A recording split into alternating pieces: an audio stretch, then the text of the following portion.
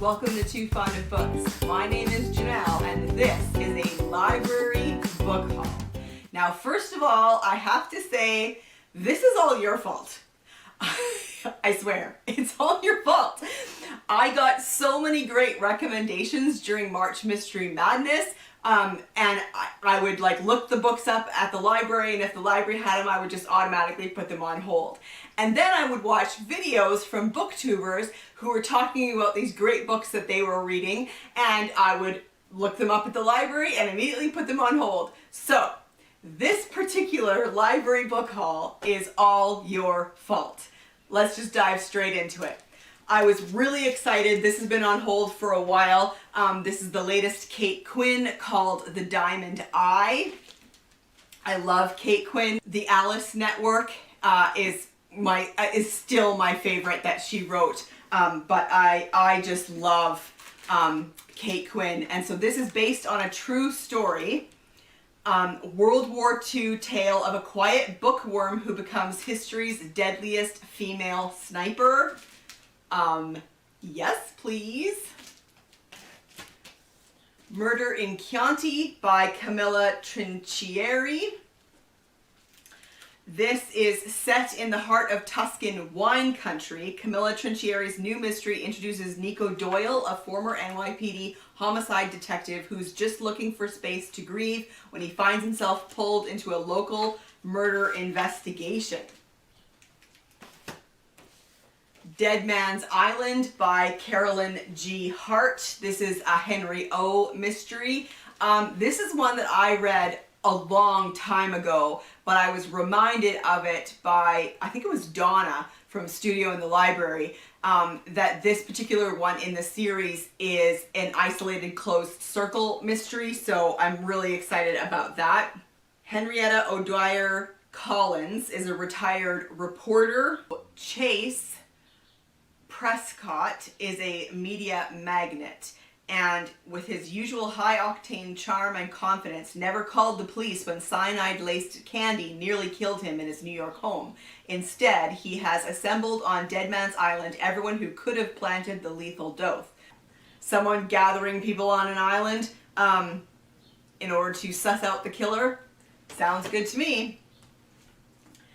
Blood on the Strand by Susanna Gregory. This is the second in her Thomas Chalner series. I talked about this series during March Mystery Madness, and it reminded me that I wanted to reread it, and I don't have the second one myself, so I got it out from the library. This is set in London in 1663. Public London is executing plans to mark the 3rd anniversary of the Restoration. Private London, murky, dangerous, and seething with intrigue, is entertaining other plans and other executions. The Betel Nut Tree Mystery by Ovidia Yu. A little while ago I read the first one in this series, the Frangipani Tree Mystery.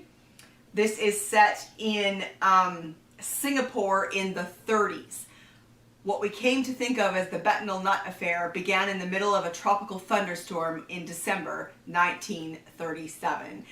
This is a really fun historical mystery series that I'm excited to continue with. Another book that I had on hold, I talked about this in my recommendations video, I think, for March Mystery Madness. This is 9 Lives by Peter Swanson. If you're on the list, somebody wants you dead. I haven't read a lot of Peter Swanson, but this one just sounds so intriguing. 9 strangers receive a cryptic list with their names on it and then begin to die under highly unusual circumstances. Sign me up. Murder in Connemara by Carleen O'Connor. This is the second in her Home to Ireland mystery series. Former New Yorker and interior designer Tara Meehan is eagerly anticipating the grand opening of her architectural salvage shop Renewals in her newly adopted home of Galway. She's in the midst of preparations when heiress Veronica O'Farrell bursts in to announce she's ready for some renewal of her own.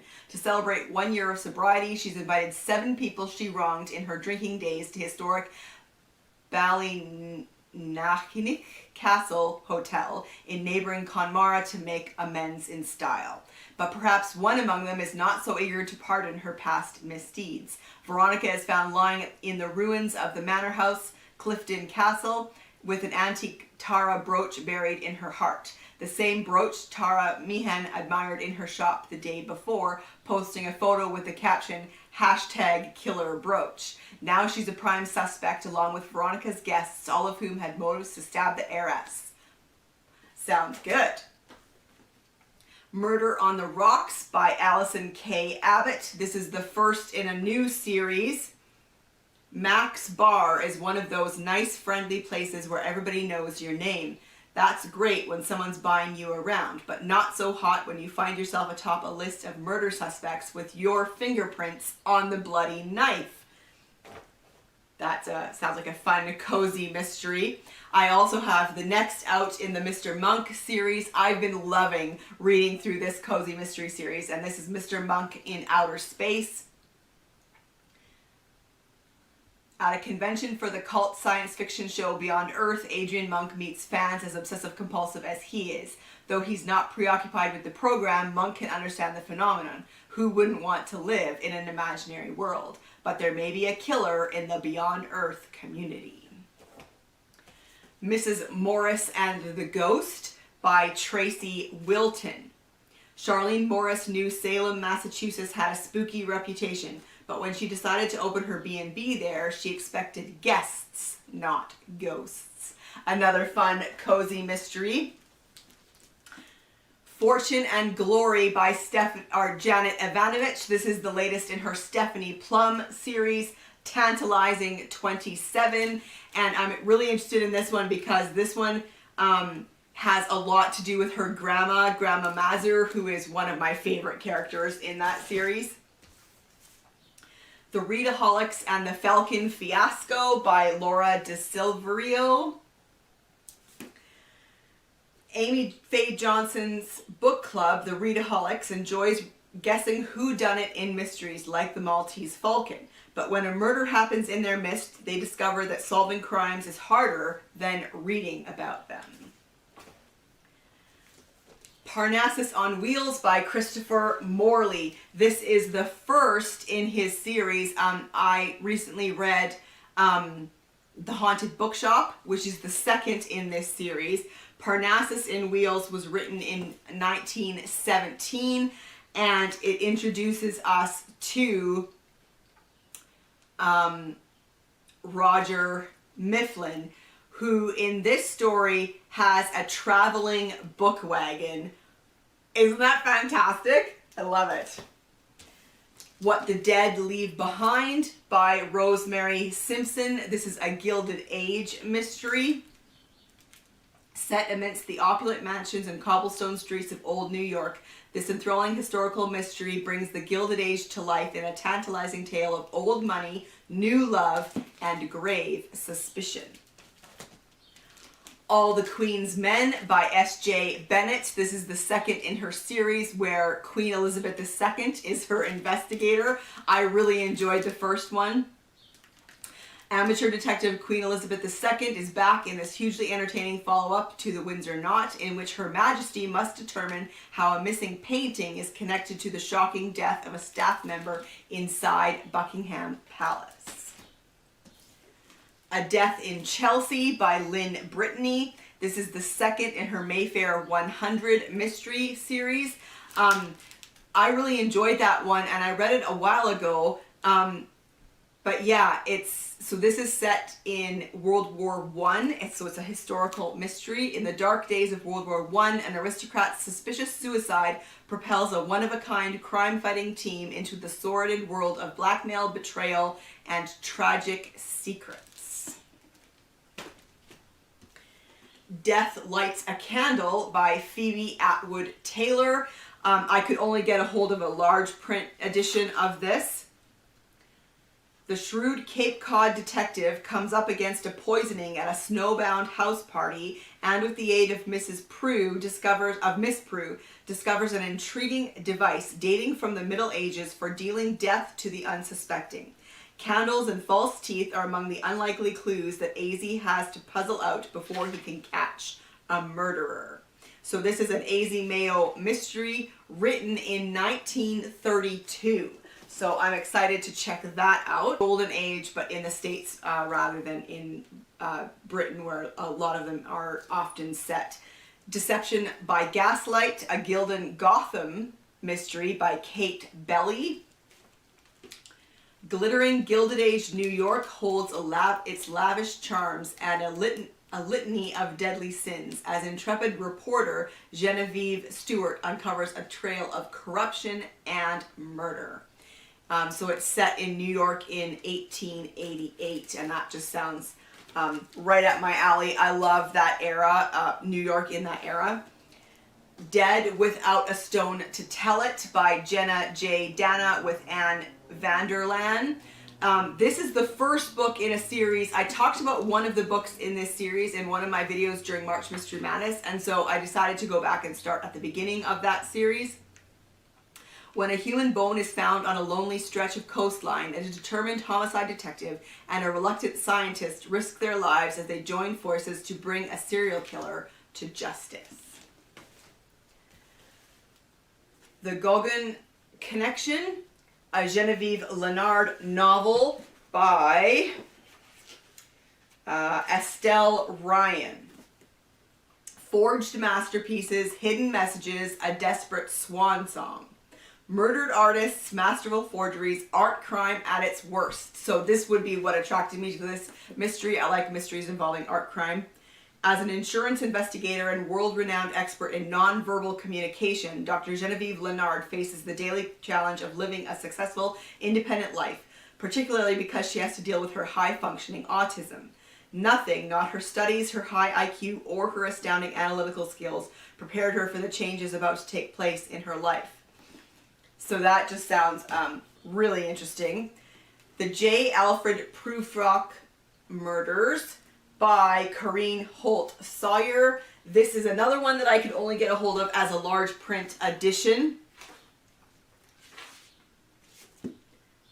For a quartet of oldsters, all women, the once passive acceptance of life's injustices are changed to indignation when a murderer is discovered lurking in their midst. They are moved to surprising action when one of their own, a not-so-sweet busybody named Sweetie, winds up face down on the beach, her body covered with tiny puncture wounds. So then there's four women end up investigating.